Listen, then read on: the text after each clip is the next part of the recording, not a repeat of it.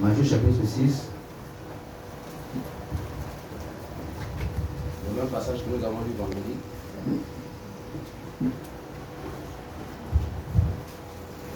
On va lire Matthieu chapitre 6 et on va lire Jean 3, 16. Je lis la parole du Seigneur.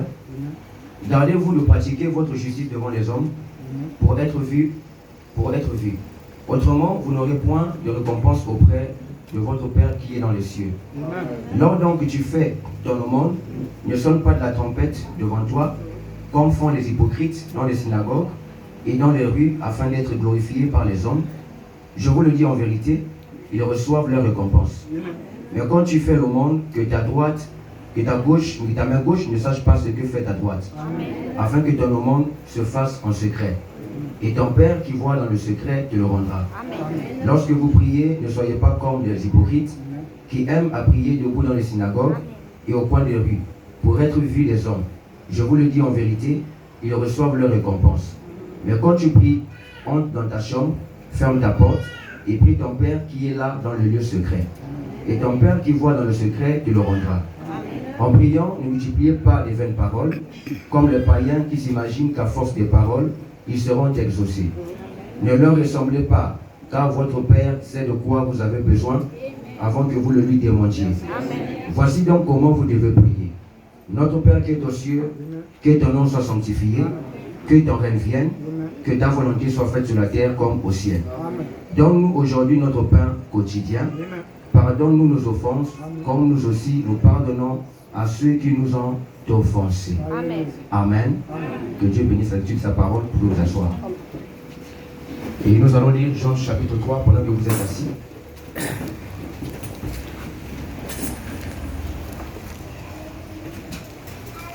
Jean chapitre 3, verset 16.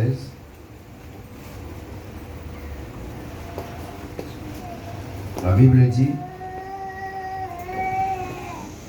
car Dieu a tant aimé le monde qu'il a donné son Fils unique, afin que quiconque croit en lui ne périsse point, mais qu'il ait la vie éternelle.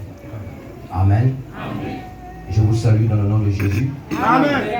Et je bénis le Seigneur de m'avoir accordé le souffle de vie et la force de me tenir ce matin. Amen. Et je bénis aussi le pasteur qui m'a fait confiance. Amen. Pour me permettre de pouvoir vous apporter la parole. Que Dieu le bénisse richement. Amen. Ok, je parle sur la volonté de Dieu sur la terre.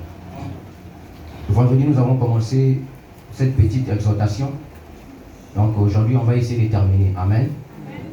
La volonté de Dieu sur la terre. Alléluia. Ok, nous avons lu la Bible dans Matthieu chapitre 6. Et dans Matthieu chapitre 6, la Bible nous parle d'une conversation, ou pas d'une conversation, mais d'un récit. Amen. C'est le récit que l'apôtre Matthieu nous a donné. Matthieu était un disciple du Seigneur qui a marché avec le Seigneur quand il était encore sur la terre.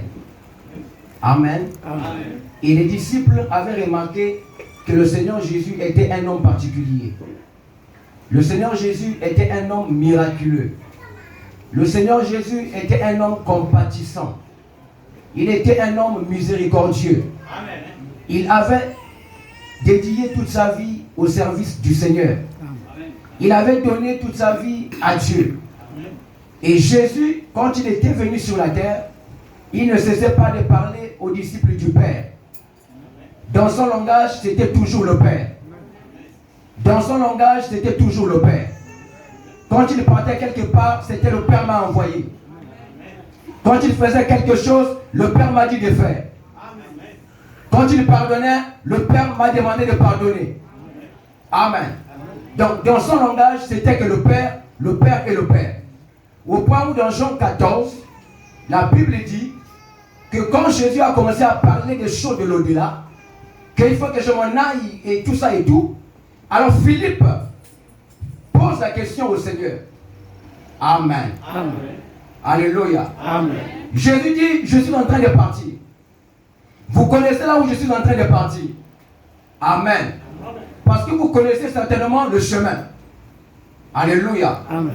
Alors Philippe pose la question, montre-nous le Père et cela nous suffit. Amen. Alléluia. Amen. Parce que la vie de Jésus était centrée sur le Père. Amen. Le Père était un élément central dans la vie de Jésus. C'est pourquoi Jésus ne pouvait pas parler de quelqu'un d'autre si ce n'était pas le Père. Jésus avait une grande complicité avec son Père. Jésus était un très bon fils qui reconnaissait la place de son Père, qui reconnaissait la domination de son Père, qui reconnaissait la présence de son Père dans sa propre vie. Alors, quand nous avons lu notre passage de la Bible, Jésus parle sur la prière. Alléluia. Amen. Pourquoi Jésus parle sur la prière? C'était la demande des apôtres. Amen. Les apôtres avaient demandé à Jésus, dans d'autres versions des évangiles, Amen. Amen. Pardon, pas d'autres versions, mais dans d'autres passages des évangiles. Jésus, les apôtres disent à Jésus, montre-nous comment prier. Amen. Amen. Parce qu'ils avaient réalisé que Jésus priait beaucoup. Jésus était un homme consacré. Jésus s'écartait de temps à autre.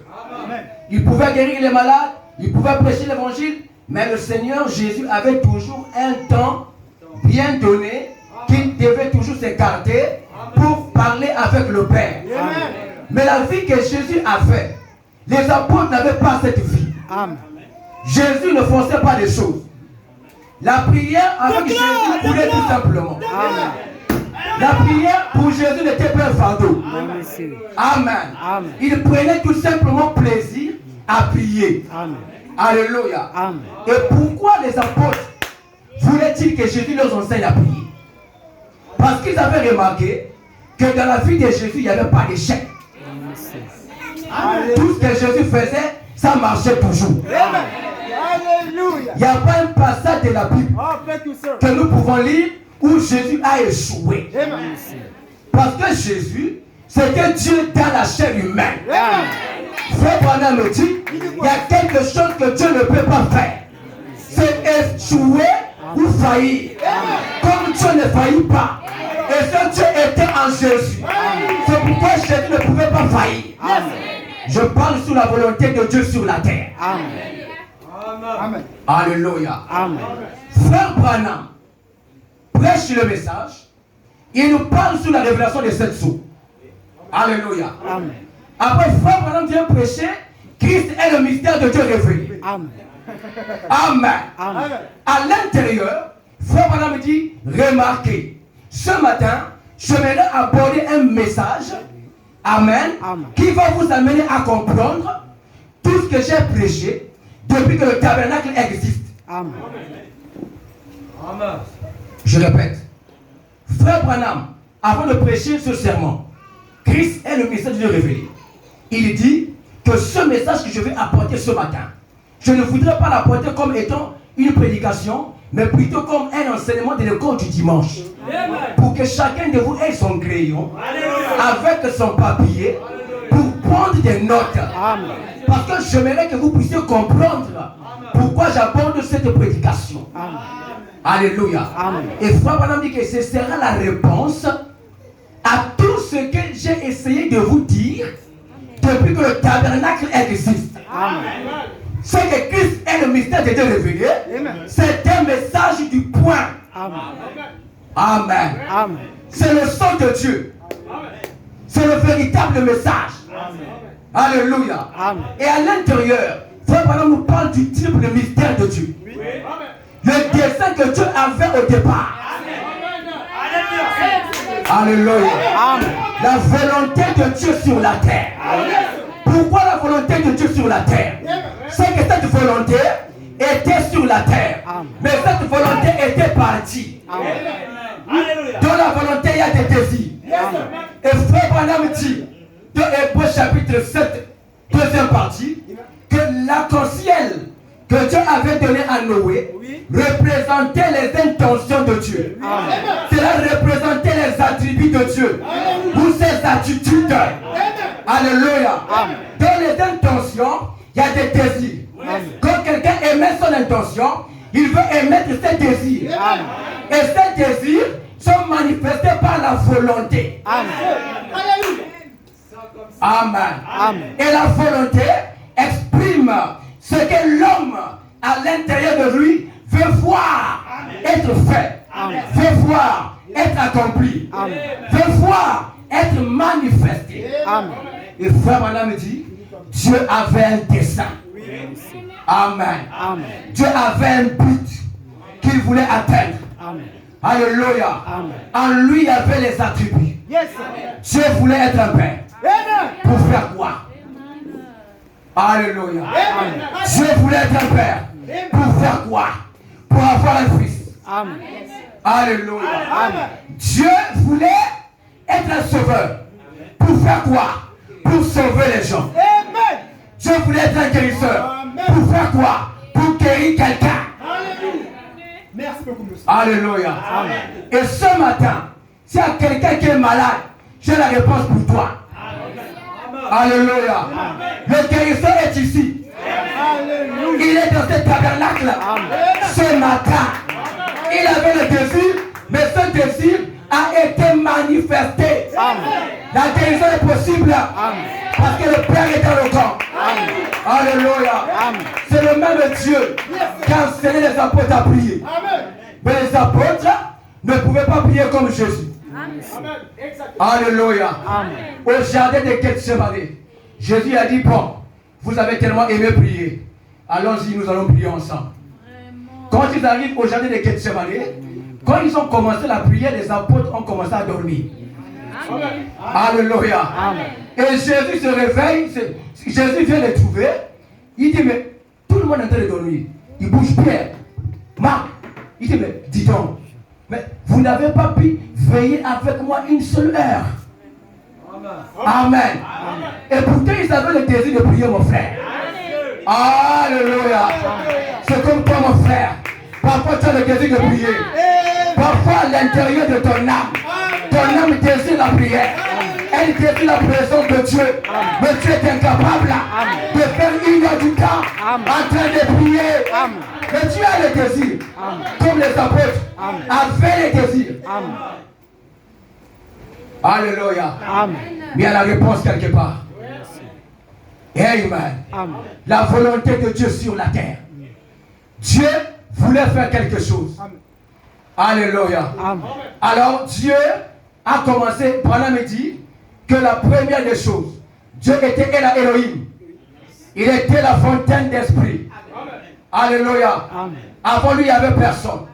En lui, il y avait les attributs. Il avait tout ce qu'il voulait manifester. Pour sa propre gloire. Pour son propre plaisir. Amen. Glory to God. Après, frère Branham dit, la première des choses, je crois, il créa les anges. Parce qu'à cette étape, Dieu n'était pas Dieu. Dieu était Elohim, mais Dieu n'était pas Dieu. Pour être Dieu, il fallait quelqu'un pour l'adorer. Alléluia.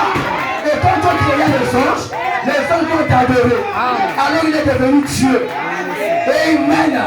Le frère Branham dit que les anges qui ont été créés, ce n'est pas les anges angéliques avec des ailes. C'était toi et moi pour l'adoration.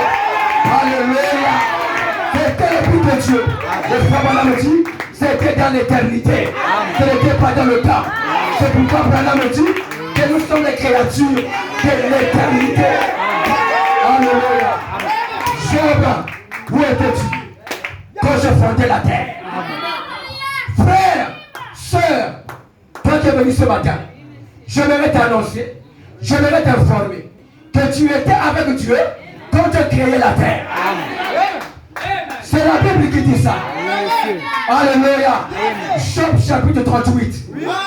Job, où étais-tu quand je fondais la terre? Quand les étoiles du matin éclataient en chant d'allégresse et que le Fils de Dieu poussait des cris de joie. Est-ce que le Fils de Dieu ce matin? Est-ce que tu pousser des cris de joie? Alléluia. C'est Dieu qui est en train de créer. Dieu crée sa propre église. Alléluia. Au moyen de la parole. Dieu va créer quelqu'un ce matin. Est-ce que tu le crois? Béni soit-il notre Dieu. La volonté de Dieu sur la terre. Dieu a une volonté de sauver les gens, de voir les gens bien contents, de voir les gens bien à l'aise. C'est la volonté de Dieu.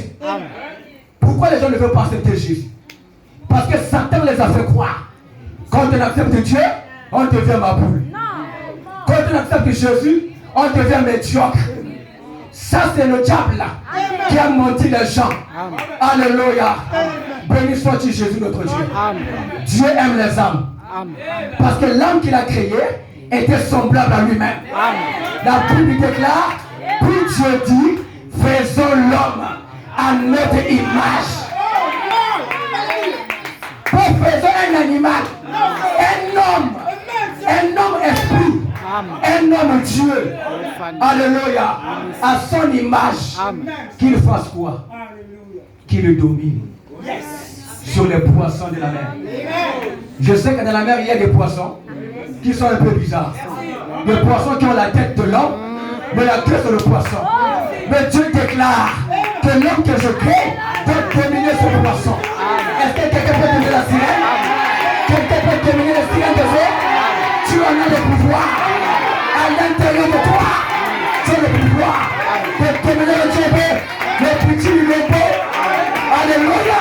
Et tous les démons, tu as le pouvoir. C'était un dessein de Dieu.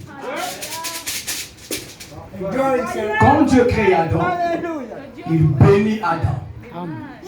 Après, il prend Adam, il met dans le jardin d'Éden. La Bible déclare, et il met. C'était pour cultiver le jardin et garder le jardin. Adam était propre. Adam était propre. Adam était saint. Adam était glorieux. Alléluia. Je pèse sur les mots. Alléluia. Adam était complet. Parce qu'en lui il y avait tout. Alléluia. Dieu se reposa en Adam le 7e jour. Ce frère Branham qui l'a dit. Donc nous remarquons, comme Dieu a établi l'homme sur la terre, que l'homme a pris sa position, alors Dieu est descendu, s'est établi dans cet homme pour accomplir la volonté sur la terre. Et nous avons vu de quelle manière Adam a travaillé. Frère Branham dit, tout ce que Adam n'a pas pu faire, c'est qu'Adam n'a pas atteint 1000 ans. Adam était proche d'accomplir les 1000 ans. Comme c'était le plan de Dieu, Dieu a introduit la chute par Ève. Adam a vécu 9 ans et quelques ans. Il manquait quelques temps pour clôturer les 1000 ans. Mais Dieu avait bloqué ça. C'était son dessein. Il devait se révéler et se manifester. Amen. Le règne de Dieu était en Adam. Adam pouvait parler au vent. Le vent pouvait s'arrêter. Adam pouvait déplacer les arbres par la parole. L'arbre devait se déraciner du sol et aller quelque part. Adam parlait aux animaux. Adam parlait aux oiseaux. C'était possible. Adam écoutait le langage des animaux. C'était possible. Tout était soumis à Adam. Pourquoi? Parce que le règne de Dieu était en Adam. Pourquoi je parle du règne de la volonté de Dieu sur la terre? Nous avons lu Matthieu chapitre 6. Jésus a dit, vous devez prier. Quand vous priez, ne soyez pas allongés. Amen. Il dit, quand vous êtes debout dans votre prière, c'est qu'on prie parfois debout. C'est la Bible. Et frère Branham dit, il n'y a que 2 positions pour la prière. Yes, monsieur. Quelqu'un est là? Debout ou à genoux. Debout ou à genoux. Amen. Frère Branham dit, il n'y a que 2 positions pour la prière. Pas allongé, mais debout ou à genoux. Amen. Maintenant, il faut que je positionne quelque chose. Parce que j'ai senti que l'esprit est en train de parler quelque part. Quand tu es malade, tu ne peux plus rien faire. Tu vas prier allongé. Parce que Dieu connaît le motif. Amen. On n'échappe pas à Dieu. La parole est parfaite. Quand le prophète a parlé, c'est Dieu qui avait pensé. Et nous disons Amen à ça. Et les circonstances, c'est Dieu qui les amène par rapport à ta condition dans laquelle tu vas te trouver. La parole aura la parole a sa place Amen. dans la vie de n'importe qui. Amen. Ainsi dit le Seigneur. Alléluia. Amen. Quand vous priez, faites comme ça, faites comme ça. Ne faites pas ça, ne faites pas ci. Quand vous donnez le monde, c'est quoi le monde? Le monde, c'est faire du bien à quelqu'un. Si j'ai envie d'aider par exemple le frère Dan, je vais lui offrir un téléphone par exemple. Il ne faudrait pas que j'amène toute l'église à savoir que je lui ai offert un téléphone. C'est ce que Jésus dit. Amen. Alléluia. Aide-moi Seigneur. Là, Jésus est en train de dire que ta main gauche ne sache pas ce que fait ta droite. Si on prend cela dans le contexte, est-ce que vous pensez que là où j'ai le micro, ma gauche ne sait pas que la droite a le micro? Mais Jésus parle de quoi? Jésus parle de ton voisin d'à côté. Amen. Si tu veux me faire du bien, même le pasteur n'est pas toujours censé être au courant. Est-ce que vous comprenez? Parce que sinon ça va contredire la parole. Alléluia. Maintenant, si tu ne connais pas comment faire du bien, alors tu peux te rapprocher de l'homme de Dieu pour demander conseil. Il est dans son mandat de t'orienter. Alors le secret restera pour vous deux. Alléluia. Que ta droite, quand cela fait quelque chose, que ta gauche ne sache pas. Alors Jésus a parlé de tout ça. Après il dit, en priant, entrez dans la chambre. Fermez la porte. Priez le Père qui est dans le secret. Et le Père qui est dans le secret va vous le rendre. Après Jésus dit, voici comment vous devez prier. Amen. Alléluia. Est-ce que quelqu'un comprend? Les apôtres voulaient prier comme Jésus. Et ils pensaient que, comme Jésus nous a donné le point de base pour la prière, alors je pouvais formuler n'importe quel genre de prière. Dieu devait entendre. Oui. Quand je dis frère Gidas, il faut prier. Mais frère, je veux prier comment? Moi je pense que pour être dans l'intimité, va en bus. Tu t'éloignes, tu vas regarder un grand table là-bas, là où le feu bouge beaucoup, mets-toi là. Et puis, j'ai donné une orientation, mais je n'ai pas donné la formule de la prière. Amen. Donc Jésus était le seul qui possédait la formule de la prière. C'est pourquoi Jésus disait, je sais que le Père m'exauce toujours. Oh, alléluia. Toujours. Oh, Mais nous, parfois, nous prions, parfois ça ne vient pas. Parfois on prie, parfois on ne voit pas. Parfois Dieu a agi, on n'a pas réalisé que Dieu a accompli. Parce qu'on est embrouillé. Alléluia. On est tantôt à gauche, on est tantôt à droite. On n'est pas stable. Mais Jésus était stable. Amen. Jésus était positionné. Jésus savait qui il était. Alléluia. Béni soit-il notre Dieu. Alors Jésus dit aux apôtres, voici comment vous devez prier. Je vous ai montré comment il faut prier, quelle position il faut prendre. Maintenant, je vous donne les mots pour la prière. Voici comment vous devez prier. Dites, notre Père qui est aux cieux, que ton nom soit sanctifié, que ton règne vienne et que ta volonté soit faite sur la terre comme au ciel. Alléluia. Quand nous lisons le passage ici, nous remarquons que le règne et la volonté sont combinés ensemble. Il y a une conjonction de coordination et qui relie les deux propositions. Amen. Ça veut dire qu'il y a point de volonté sur terre si le règne n'est pas là. Amen. Je disais que le premier homme avait le règne de Dieu. C'était Adam. Alléluia. Et Adam était le maître. Adam dominait sur toutes choses. Adam n'avait pas peur du lion parce que le règne était en lui. Et Adam manifestait complètement la volonté de Dieu jusqu'à ce qu'il pécha. Et quand Adam avait péché, frère Branham me dit, le titre de propriété incontestable qui était en Adam était retourné au propriétaire originel.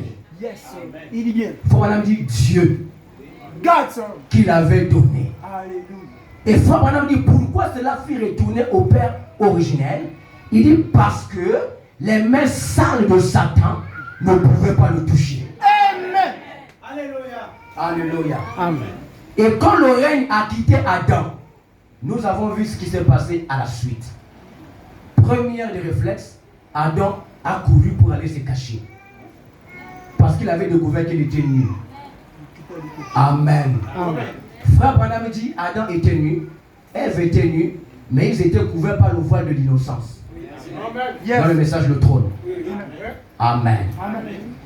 Et ce voile de l'innocence, c'était la couverture du Saint-Esprit. Alléluia. C'était ça qui prenait le règne dans la vie d'Adam. Adam pouvait manifester la plénitude de la divinité. Amen. Amen. Parce que Dieu était en lui. Et la volonté de Dieu était en train de se faire. La volonté de Dieu s'est arrêtée quand Adam a péché. Amen. Et quand Adam a péché, le règne de Dieu est parti. Amen. Et à cet instant-là, c'était le chaos sur la terre. Mais je disais au départ que Dieu avait un plan. Dieu avait un dessein. Il voulait accomplir sa volonté sur la terre. Mais la volonté de Dieu est possible avec le règne de Dieu. Yes, sir. Amen. Et quand Adam perdit le règne, Frère Branham dit Adam était tombé dans la chute.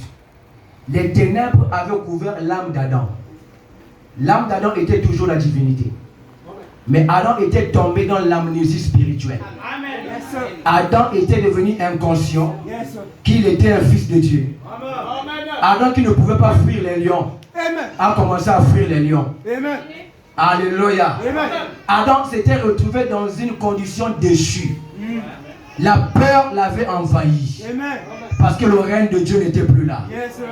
Mais quand le règne de Dieu vient dans un homme, l'homme devient tout puissant. Amen. Alléluia. Et comme le premier fils Adam avait failli, alors Dieu a dit je prends la place du fils. Amen. Amen. Je vais descendre moi-même sur la terre pour montrer à Adam comment il devait se comporter. Comment Adam devait vivre. Ce que Adam devait faire. Parce que Adam a failli. Parce que le règne de Dieu n'était plus en lui. Alléluia.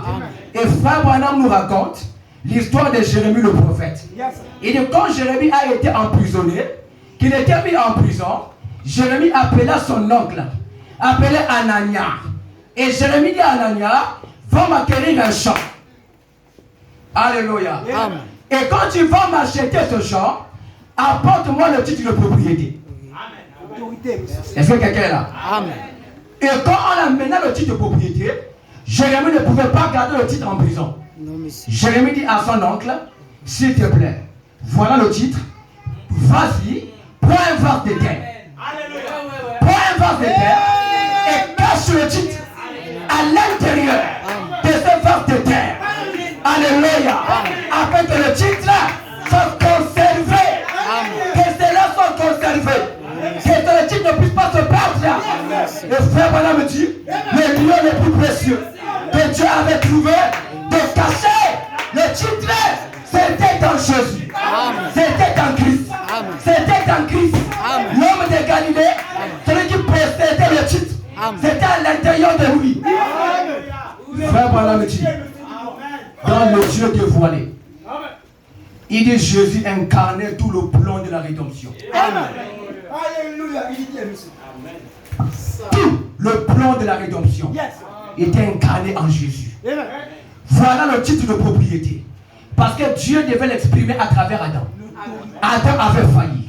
Alors Jésus est venu, Amen, pour restaurer ce que Adam avait perdu.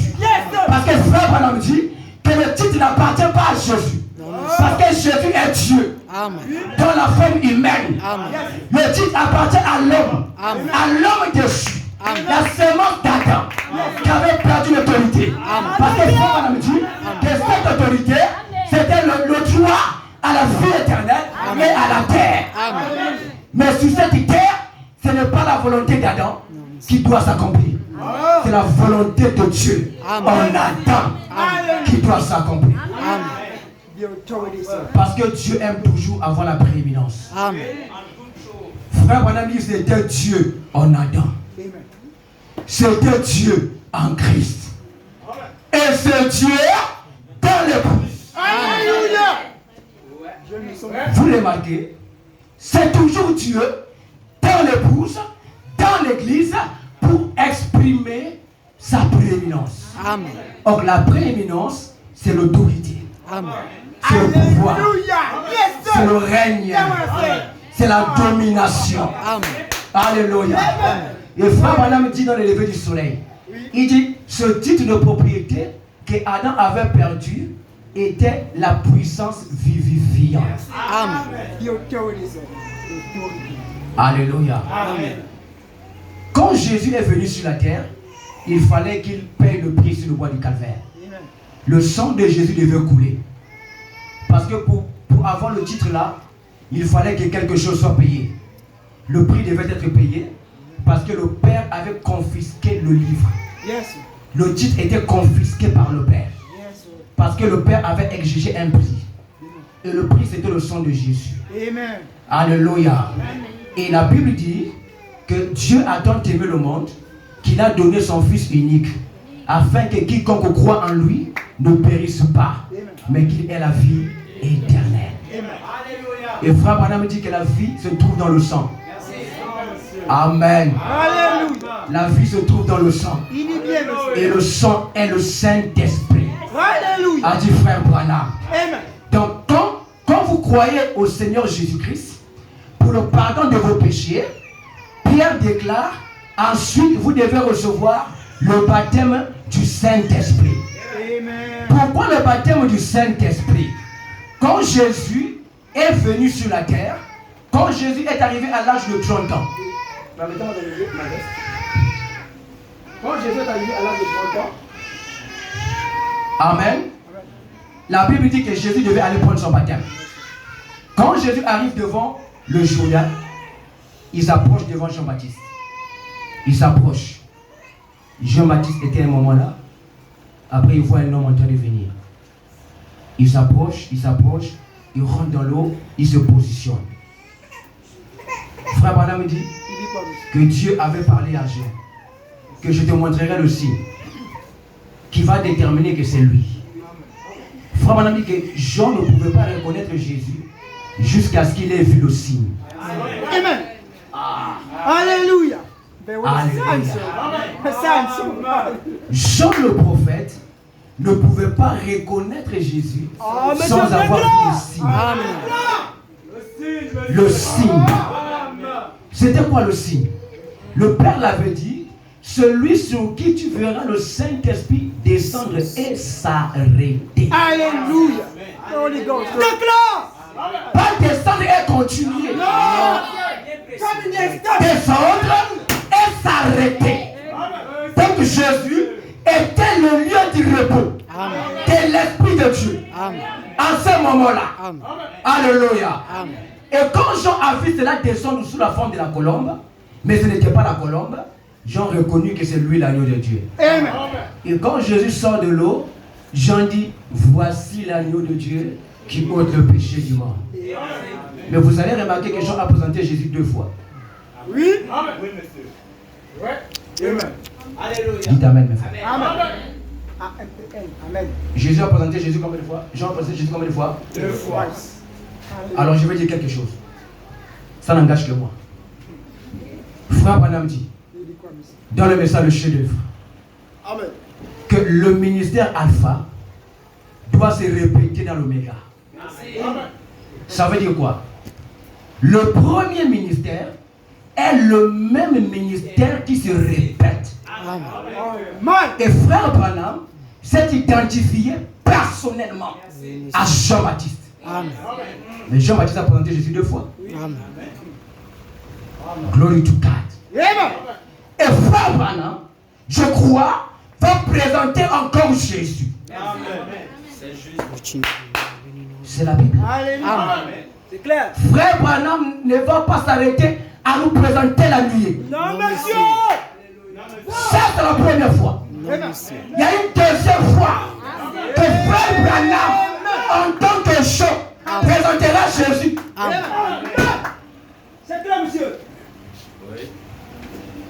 Je sais que c'est un peu difficile. C'est clair. Quand Jésus est venu prendre son baptême, je dis voici l'agneau de Dieu qui ôte le péché du monde. Écoutez, le français est très clair. Amen. Quand on dit voici, ça veut dire que personne ne connaissait. Personne n'avait jamais entendu parler de lui. Et c'était pour la première fois qu'on le présente. Amen. Et cette nuit de gloire, c'est la première fois que Frère Branham l'a présenté. Alléluia. Alléluia. Amen. Après, Jésus est parti. Il a fait son ministère. Il a prêché. Et un jour, Jésus passait simplement. Oui. Là où Jean baptisait, ce n'était plus pour aller prendre le baptême. Non. Jésus passait avec ses disciples, avec beaucoup de renommée, en train d'aller prêcher. Et Jean l'aperçoit encore. Jean pointe encore le doigt. Voilà l'agneau de Dieu qui ôte le péché du monde. Alléluia. Voilà l'agneau. C'est que je vous avais déjà présenté. Mais voilà la même personne dont je vous ai longtemps parlé. C'est lui qui est en train de passer. Alléluia. Oui, monsieur. Allons. Alléluia. Et quand Jésus a été loin du Saint-Esprit, Jésus avait la prééminence. Alléluia. Amen. Le Père était en lui. Alors Jésus ne pouvait pas échouer. Et Jésus avait plein de succès. Tout ce dont ils avaient besoin, ils l'avaient. Quand les apôtres criaient la faim, Jésus multipliait. Quand il n'y avait pas de poisson, Jésus dit, jette le filet là. Le poisson est trouvé. C'était la pleine rédemption. Amen. Ou encore, pas la pleine rédemption, parce que la rédemption c'était le genre. C'était la pleine puissance de Dieu qui était en train de se manifester. Et c'était Dieu qui était en train de prouver à l'humanité ce que le fils Adam avait failli en Éden devait faire. Amen. Amen. Et dans le triple dessein de Dieu, Frère Branham dit que Dieu voulait se révéler en Christ. C'était le premier dessein. Et le deuxième dessein, il voulait avoir la domination sur son église. C'est-à-dire toi, moi et Frère Branham. C'est clair. Amen. Après le dernier dessein, c'était que Dieu devait rétablir le royaume afin que nous retournions en Éden. Alléluia. C'était ça le triple mystère de Dieu ou le dessein de Dieu. Alors, Jésus-Christ est venu pour nous manifester la volonté de Dieu sur la terre. Il a dit à Marie, ne sais-tu pas que je dois faire la volonté de mon Père? Amen. Amen. Est-ce que cette volonté se faisait au ciel? Négatif. C'était sur Terre. C'était sur la terre. Lisons un peu Frère Branham dans le lever du soleil. Pourquoi la volonté de Dieu sur la terre? Frère Branham nous dit quelque chose. Au page 7, paragraphe 37. Or, le soleil au lever du soleil, point. Eh bien, il y eut un temps où la terre était dans une obscurité totale. Elle était informe et vide, et les eaux la recouvraient entièrement. Elle était plongée dans une atmosphère obscure, lugubre et triste. Et l'Esprit de Dieu qui se mouvait au-dessus des eaux dit que la lumière soit. Et il y avait une raison pour que Dieu fasse cela. Frère Branham dit, il y avait une raison pour que Dieu fasse cela. Qu'est-ce que Dieu avait fait? Dieu a dit que la lumière soit et la lumière fut. Parce qu'avant ce n'était que les ténèbres. La terre était là, mais elle n'avait pas de forme. Les ténèbres la couvraient entièrement. Mais Dieu avait une volonté à voir s'exprimer sur cette terre. Amen. Et Dieu avait planté quelque chose sous ces ténèbres. Mais cela ne pouvait pas se manifester parce qu'il n'y avait pas la lumière. Et Frère Branham dit, alors il a prononcé que la lumière soit. Et la lumière fut. C'est comme ce matin, Dieu veut prononcer la lumière dans ta vie. Là où se trouvent les ténèbres. Là où ça ne marche pas. Amen. Là où il y a des hauts et des bas. Amen. Là où il y a des faiblesses. I do believe it. La so. parole est la lumière. Amen. Elle va apporter la lumière là où se trouvent les ténèbres. Et Amen. frère Branham dit qu'il y a une raison pour laquelle Dieu doit faire ça. Alléluia. C'est quoi la raison? Frère Branham continue. Car sous ces eaux étaient enfouies les semences qu'il avait sémées. Et pour qu'elles vivent, il leur fallait la lumière du soleil. Amen. Oh, il dit bien, monsieur. Oh, alléluia. Dieu avait planté la sémence en terre. Pour que cette sémence puisse vivre, il fallait qu'il y ait la lumière du soleil. Alléluia. La terre dont je parle ici, auquel ou sur laquelle la volonté de Dieu doit s'accomplir, ce n'est pas le sol que nous piétinons avec les pieds. Amen. Je parle du corps humain. Je parle de ton corps. Alléluia. Je parle de mon corps. Amen. Notre corps est la terre. Amen. Dieu a dit à Adam, quand il a péché, que tu es poussière de la terre. Alors tu vas retourner à ta poussière. Amen, amen. Alors, qu'est-ce que Dieu avait planté en nous qui est la sémence? Frère Branham dit que notre âme est la sémence de Dieu. Et cette sémence a été plantée par Dieu. Alléluia. Frère Branham dit, lorsque un bébé naît sur la terre, il y a deux esprits qui attendent juste à la naissance. Deux esprits. Amen. Il dit, il y a l'esprit méchant et l'esprit de Dieu. Parce que la terre est le champ. Amen. Ce n'est pas le champ de Satan, mais c'est le champ de Dieu. Alléluia. Alors, qu'est-ce que Dieu fait? Quand le bébé se trouve dans le sein d'une femme, Dieu prédestine déjà ce corps. Amen. Qui doit être habité par une âme prédestinée élue de Dieu. Amen. Qui doit venir se manifester sur la terre Alléluia. pour accomplir la volonté de Dieu. C'est pourquoi Paul pouvait dire que Dieu avait haï Ésaü, il avait aimé Jacob. Quoique les deux ne fussent pas encore nés. Mais afin que l'élection de Dieu soit établie, les choses étaient ainsi. Mais pourtant personne n'était encore né. Mais Dieu, comme il connaît toutes choses, il savait que le tabernacle d'Ésaü serait un tabernacle réprouvé. Amen. Et comme c'est un tabernacle réprouvé, il n'y a que l'esprit réprouvé qui peut habiter dedans. Amen. Amen. Amen. Amen. C'est pourquoi la Bible dit que l'âme qui pêche, c'est celle qui mourra. Alléluia. Amen. Ézéchiel chapitre 18. Maintenant, l'âme que vous portez, c'est le ciel. Si vous êtes un élu. Amen. Est-ce que quelqu'un comprend? Amen. L'âme qui est en nous, c'est l'âme de Dieu. Amen. Frère Branham dit c'est une partie de Dieu. Alléluia. Amen. Amen. Dans le message, je crois, les principes de la guérison divine. Frère Branham dit, notre âme tire son origine depuis la création du début. Amen. Amen. Vous voyez où est-ce que notre âme tire son origine? C'est depuis la création du début. Alléluia. Remarquez qui était Adam. Et Adam était un homme qui avait été formé par la parole de Dieu. Amen. C'est-à-dire que le corps d'Adam, quoique c'était un corps physique, amen, qui avait les 5 sens, mais le corps d'Adam n'avait pas le péché. Est-ce qu'on est ensemble? Amen. Comme le corps d'Adam n'avait pas de péché, alors Adam était le reflet de la parole. Parce que c'était la parole qui avait produit Adam. Amen. Et Dieu lui-même était à l'intérieur. Amen. Amen. Amen. Et quand Jésus est venu sur la terre, la Bible dit que Jésus était la parole. Amen. Hein? Amen. Il était quoi? La parole. Donc, Jésus était la semence de la parole manifestée. C'est pourquoi le Saint-Esprit qui est descendu en lui pouvait travailler. Amen. Amen. Amen. Parce que c'était la parole qui répondait à la parole. Amen.